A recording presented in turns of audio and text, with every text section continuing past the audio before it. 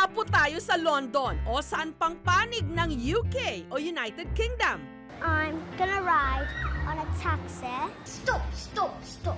You're going to take someone's eye out.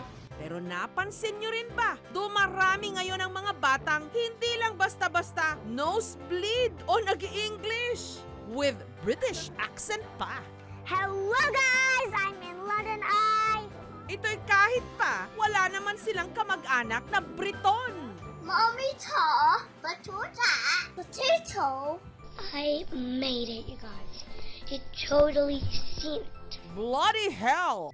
Ang salarin! Ang panonood nila sa preschool animated series mula United Kingdom kung saan ang bida, isang bossy pero lovable na 4 na taong gulang na baboy, si Peppa Pig. Oh dear!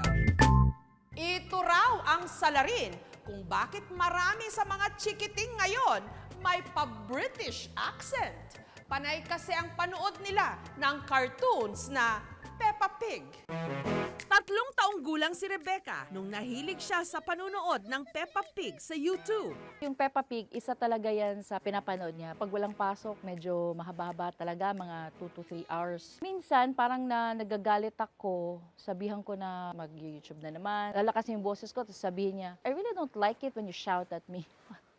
I just imagine I'm in there because it looks super fun. Hanggang ang accent ng mga karakter, nagagaya na rin niya. Nung nag-vlog nga siya tungkol sa kawalan ng tubig sa kanilang lugar, ito ang lumabas. Hello. As if today, there is no water. Wait, let me, just fix my accent for a sec. There is no tubig. As in, walay tubig para inom lang. Walay tubig para ligo. Walay agas. Unsa naman eh? Hello guys, I'm on my way to the market and to buy some fruits. How much is the mango? Is this sweet? Naintindihan ko siya ng kaunti lang. Kasi minsan nga, pag kinakausap ako, parang taga-America. Again, mom, parang like, let's eat, come on. I already know how to speak like English when I was 3. Because it's much more easier for me. Si Rebecca, madalas tuloy mapagkamalang anak ng foreigner. Hello guys! I'm in London Eye! Charot lang, charot naman na. I'm gonna ride on a taxi. Ha? Baka sa mana? Lakaw na lang ko, oy! The accent, I really want to know how to do it. So when I was 4, I tried it a lot of times. And I finally got it. Yung brains ng children is very moldable till 7 years old. When we talk about accents, ito po ay nagbabatay po sa vocabularies, environment that we're in, and the exposure. So accents kasi can sometimes be tricky kasi kapag hindi naman ginagamit yon sa immediate environment ng bata, the accents will be gone.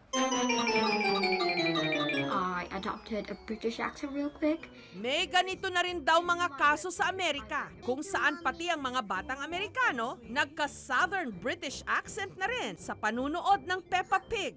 Ang tawag nila rito, Peppa Effect. Is it hot?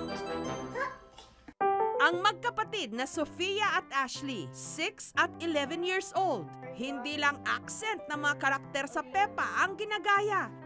Yes, go George! Behind. Go George! You can do it! Pati dialogue. I see you, Peppa! Pag-aalis na ako, magpapaalam, hahatid ko sila sa school. Bye, Ma! See you later! Ganon. Naa-amaze sila dun sa accent kasi hindi naman yung pang-araw-araw na napapakinggan nila. I learned to speak English in watching Peppa Pig po. What's that to me? What's that to me? Thank you! Most welcome. Mas naging confident po akong mag-English. Minsan po kapag po nagsasalita po ako, may mga naalala po akong lines sa Peppa Pig, tas yun po yung sinasabi ko. But Father Christmas lost his list. Oh no! What are you gonna do, Peppa? Pag nakikita nila na ang kausap nila, Ingleserong bata, nakakahalubilo sila. Pero pag nakakita sila ng mga bata na Tagalog ang nakikipaglaro, nakikisali din sila kasi marunong din sila makipag-communicate ng Tagalog. Okay, okay! The mother's We're gonna have a tissue! To have blood on Mommy's nose! Outside! Oh, we done! Ligayla, sa kagustuhang matuto ng Ingles ang 4 na taong gulang niyang anak na si Gabriel. Pinapanood din niya ito ng Peppa Pig.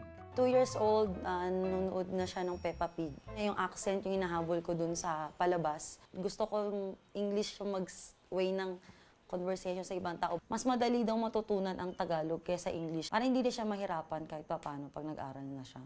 Yun nga lang, minsan, hindi naman na niya ito maintindihan. Meron siyang binigkas, "Mom, I need water." Nagugulat ako, sabi ko, "Anong water?" Yung pala water.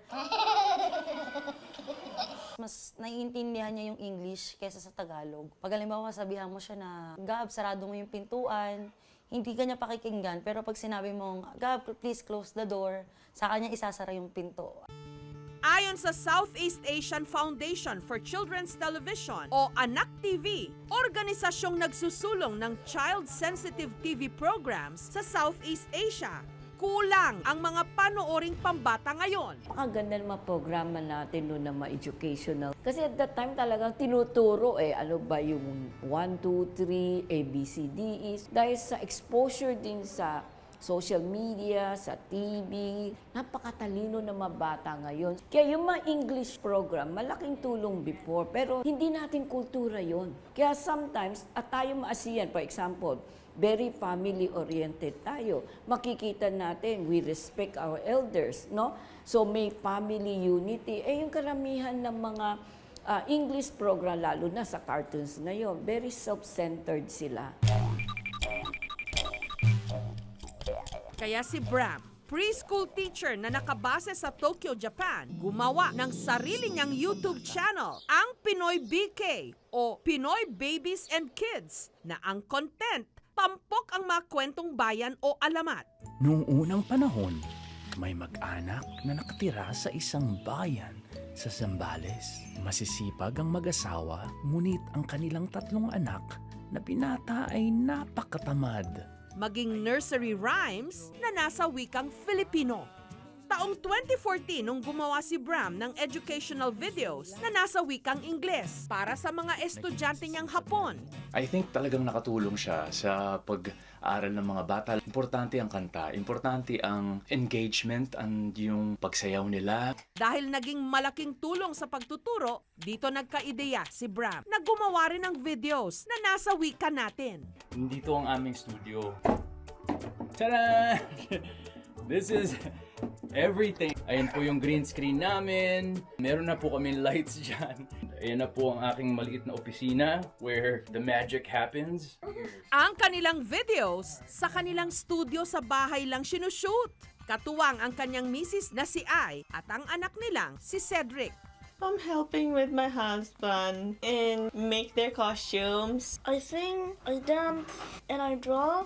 It's fun, and I get to learn Tagalog. Kind of working hard, but I like it. Ginagawa namin to primarily mag-enjoy kami kasi pag nag-enjoy kami, mag-enjoy manunood na tao sa amin. Bawat video is merong memories behind it. Paglaki ng mga anak ko, paglaki nila, makikita nila yung videos na ginawa namin. And I think that's the treasure of what we do.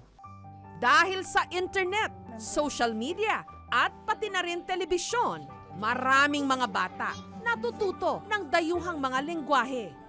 There is no water. Sana lang matutunan muna nila ang sarili nating wika at sa mga bata sa mga probinsya ang sarili nilang dialekto. Lalo pat may kapasidad ang mga bata na matuto ng iba't ibang mga salita. Kaya huwag lilimitahan ang pwedeng matutunan ng kanilang mga dila. I love you. Bye! Mga kapuso, kung nagustuhan niyo po ang videong ito, subscribe na sa GMA Public Affairs YouTube channel and don't forget to hit the bell button for our latest updates.